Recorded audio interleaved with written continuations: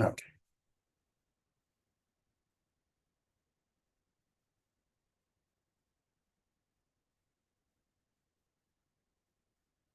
Okay, so our job for today is to get through language. And I just want to, I want to express two things as we move along. We're going to go through these definitions of the different aspects of language, but I do want everyone to keep in mind that verbal language is not our only language. We have what's called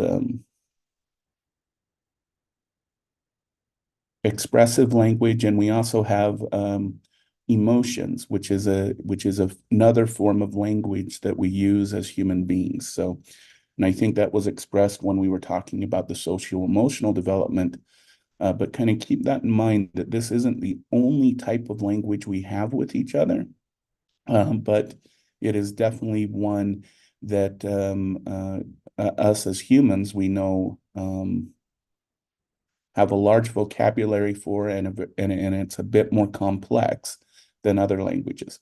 I say that based on what we know about other species. I'm thinking that over the next couple decades, as we do further and further research, we're going to find that animals like whales and types of fish, probably birds, have much more of a complex language than we think as of right now. But um, that's just something to look out for. So just as some definitions that we'll use while we're talking about language, when we talk about phonology, this is the study of sound and sounds that are made. And within the human context of this study, we have something called syntax, and that's a grammar of language. So play becomes played for the past tense. So it's a changing in tense, changing in meaning based upon that grammar, that language that is being used. Semantics provides us the meanings of words. So we have nice genes as in pants versus nice genes as in genetics.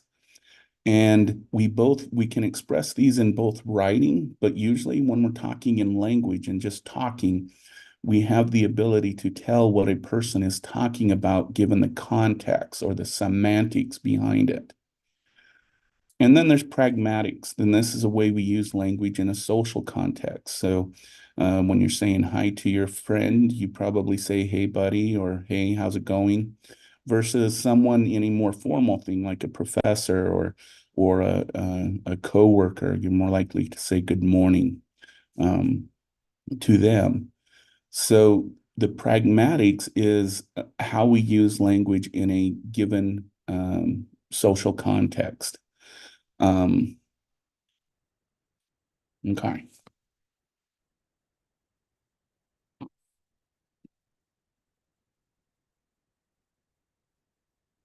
And we do need to pay attention to uh, the theories of language and language development. And this really started with the behaviorists in the study of psychology, excuse me. If you remember the behaviorist from Psych 101, behaviorism is that everything that we are or learn is done through classical or operant conditioning or social um, imitation. Okay. And so um, Skinner and Bandura were the ones that really promoted this idea that we learn through conditioning, learn through, reward and punishment. Um, the problem is, though, and this is where we're going to go into the nativism aspect, is B.F. Skinner actually wrote a long paper for this argument that language is something that is learned through a reinforcement history. At the time, there was a person named Noam Chomsky who was still working on his, I believe, master's degree. And the department he worked for asked to review Skinner's paper. And instead of just doing, usually when they do these reviews, they might do a page, maybe even a half a page. But Noam Chomsky wrote over 30 a 30-page review on this, arguing that Well, in the most basic way, I don't know about any of you. I don't remember every time I was produced some sound or some word. I don't remember my mom rewarding me or the people in my world rewarding me for every word that I said, and then rewarded me in putting them into sentences and complex sentences. And if you remember from the beginning in class, I said between the age of 0 and 6, we learn on average over 50,000 words.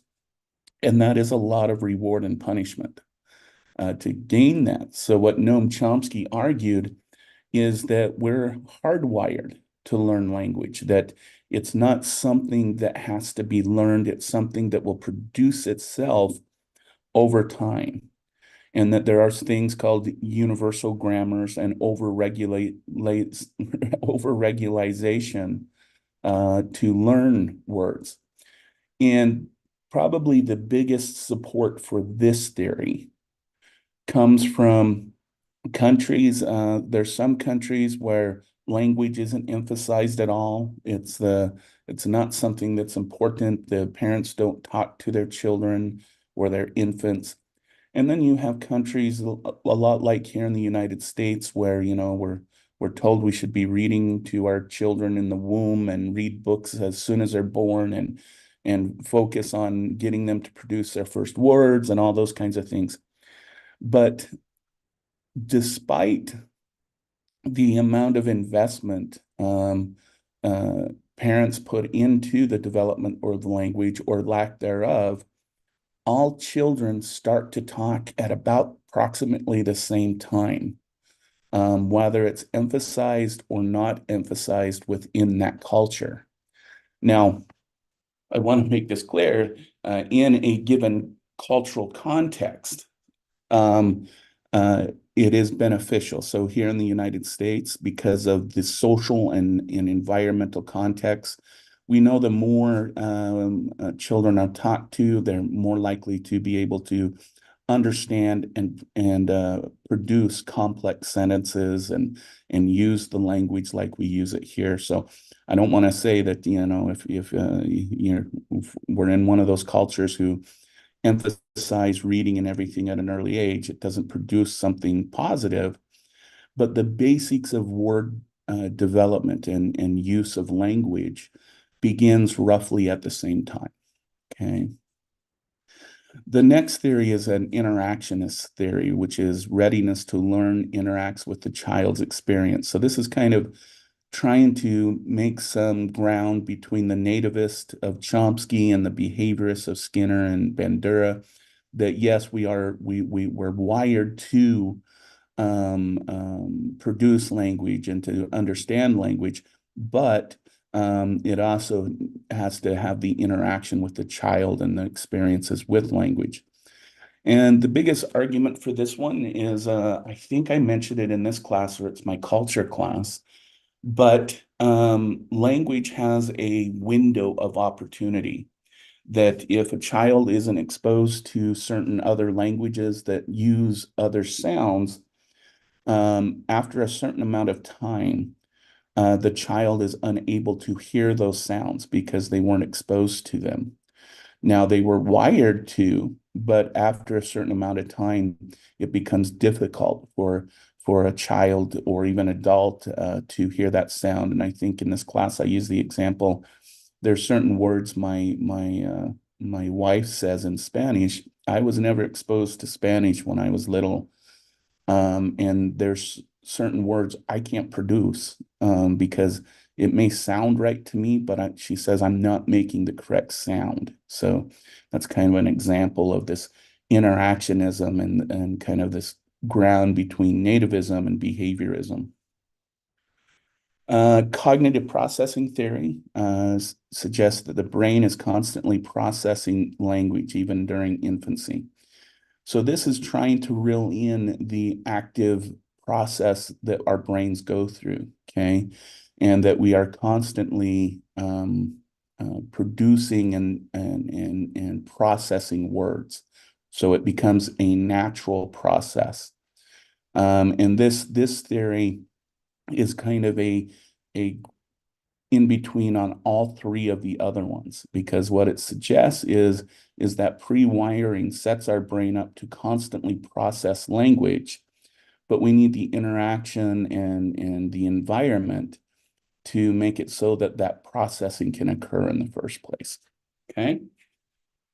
So that is the theories.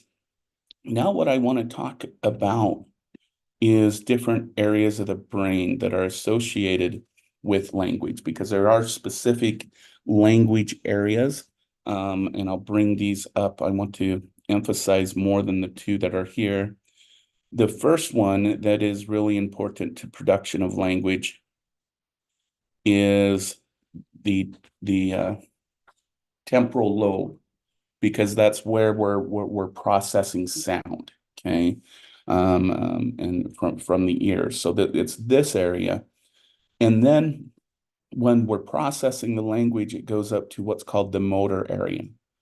And so right here, this light blue is what's called the sensory strip. And then this yellow is the motor area. All right. And what happens is this sound is then transferred into our perception. And then an area of the motor strip is activated for us to produce a response or to produce language.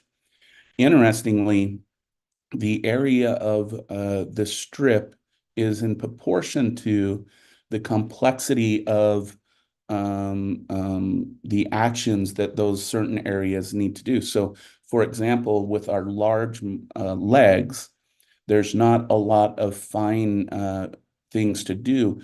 So our legs, even though they're longer on our body, only represent a very small part of the motor strip. But if we look at the face, the areas that produce sound, it actually makes up a large part of the motor strip. So that's something to kind of keep in mind. And right next to the motor strip and where the mouth and muscles that control the face are is something called Broca's area. Okay. And Broca area involves in speech production. It's located near the motor center that produces movements of the lips and tongue. And the reason why we know that this very specialized area has to do with the production of speech is that if this area of the brain is damaged, we have problems producing speech and have the tendency to use only essential words. So in one, we have difficulties, and two, we resort to using only very basic and essential words. So if you want to think about this in the Broca's area, if you've ever tried to produce a word, a complex word, or even write a complex word, and you're like, I can't do it, so you use a simpler word. That is a example of processing that's going on in the Broca's area. Okay. And then there's another area of the brain that we have found, which is the Wernicke's area. So you'll notice, so we have our temporal lobe here, and then we have the auditory center. This is where the processing is happening. Okay. And then there's this little area right here called Wernicke's. And it is involved in understanding and creating meaning in speech. So when this area is damaged, we have trouble making sense of words and language, but no trouble producing actual words. So what is meant by this is usually someone with Wernicke's area damage, they will respond to a question and think that they're responding to the question, but they might be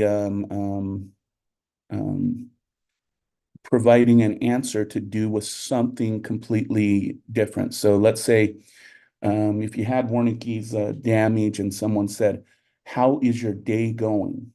Okay. The proper response, I hope, "My day's going great. How is yours?" But individuals with Wernicke damage might say like something like, "I'm going to drive my car today. I think it'll be fun.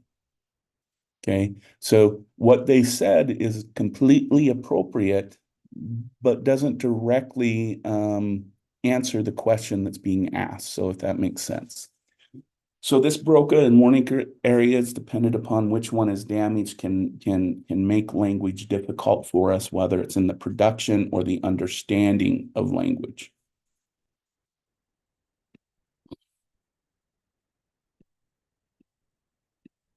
Oops. Okay. So what about the stages of language development? Well, we know that language does start to develop prenatally.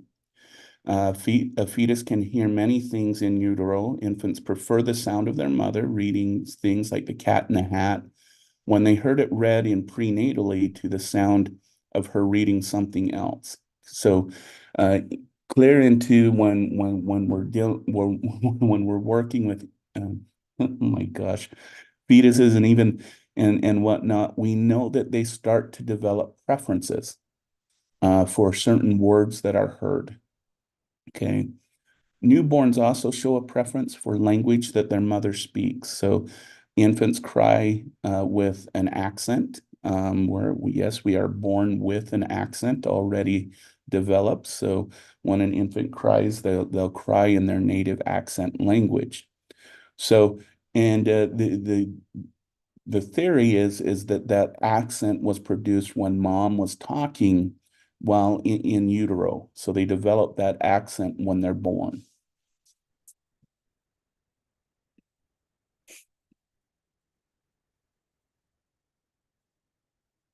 And then we go into what's called pre-verbal communication. This is communication that doesn't use necessarily words, but they have meaning. So, for example, the first stage is, of course, crying.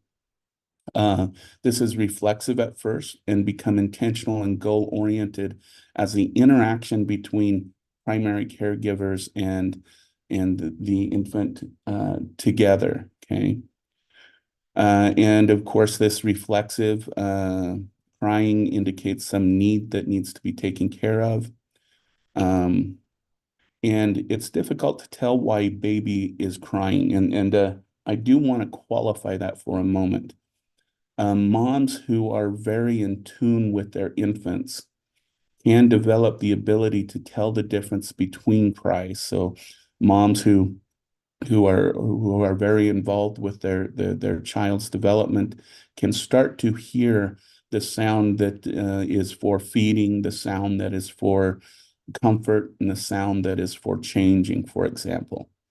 Um, and so, but for everyone else, it tends to be a difficulty. I haven't seen any research on dads. The only research that I've seen so far is ones that has been done with moms. And then around 2 to 4 months of age, we start the cooing phase. So this is no intelligible syllables and start of a conversational rule. So the cooing is learning the socially appropriate way to start to interact and start to kind of understand the rules of conversation. So the infant coos, and then mom and dad talk, and then they stop and the baby coos again. So it's learning that interaction. And then around 4 to 6 months, we start what's called the babbling phase. And this is where we make syllables like ma and da. And we know that this is the origins of what's going to be eventually mama and dada. And this develops based on the parents responding. Okay. So the infant will learn to go from ma to mama based on these conversational rules they learned during the cooing phase. That when mom is happy and you kind of repeat it again until you can, ma, mama, or da. And then that becomes more and more refined as the child develops.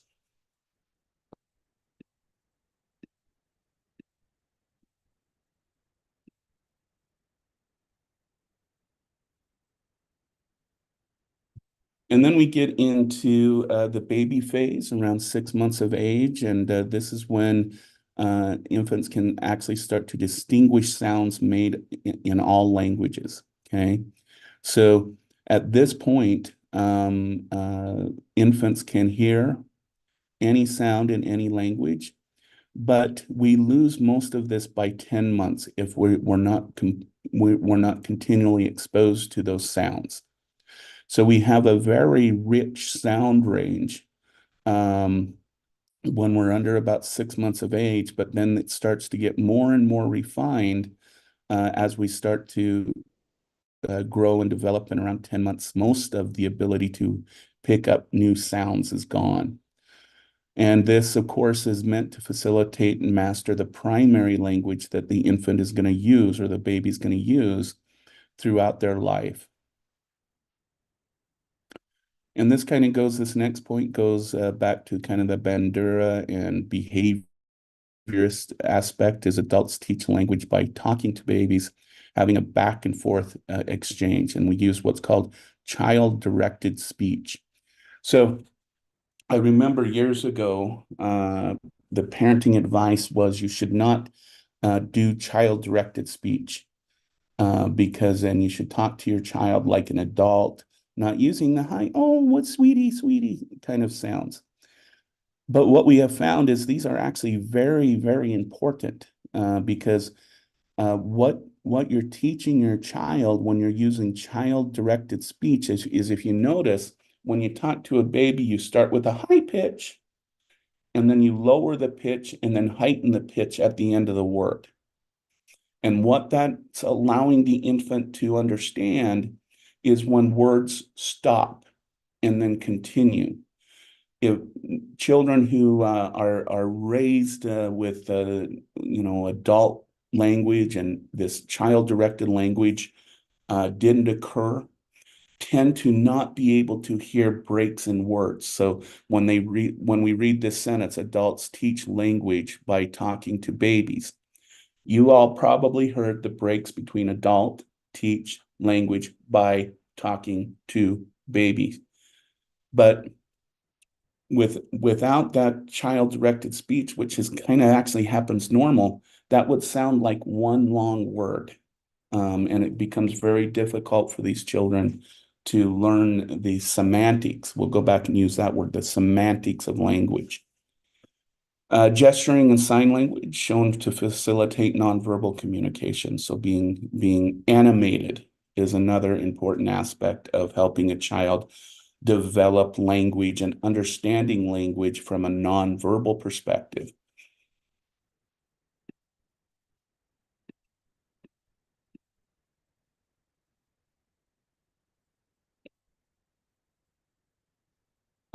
We know that on average, infants understand words at 9 months of age, despite not being able to say them until around 13 months. At 1 year, only a few words in the vocabulary, but by the second year, we know that we have between 200 and 500 words.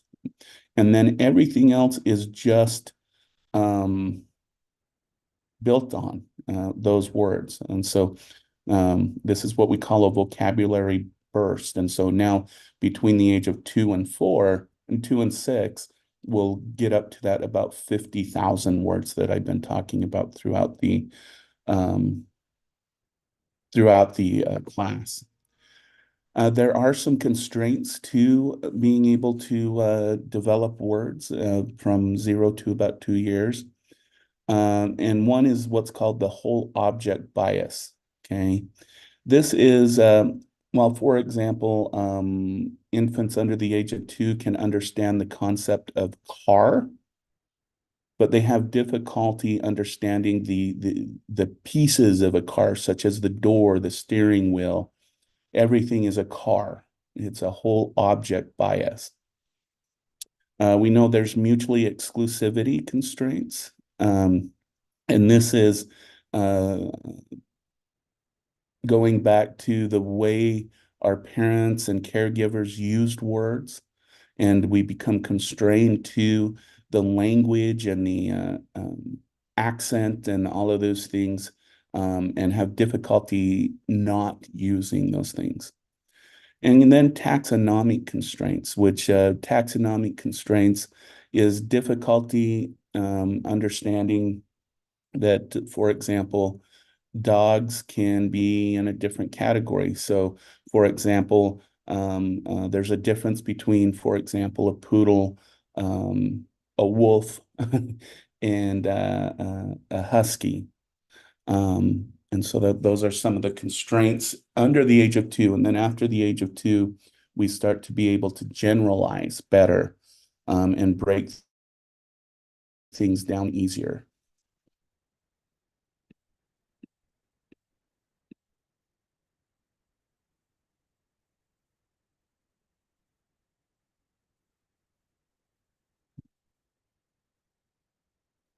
Let's see real quick.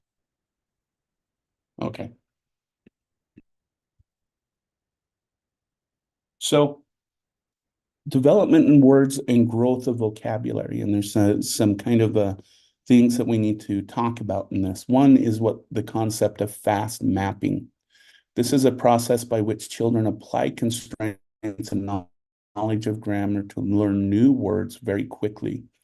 Fast mapping is the ability to go from, well, the word dog to the word doggy, and become more and more complex in the language that we use, using not just present tense, but they can start using future tense and past tense a lot quicker during that kind of that 2 years of age phase. And then there's syntactic bootstrapping, using syntax to learn new words. So, for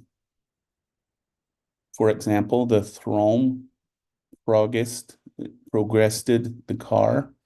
So if you think about this, it makes no sense, but the infant can start to use that to create meaning very quickly.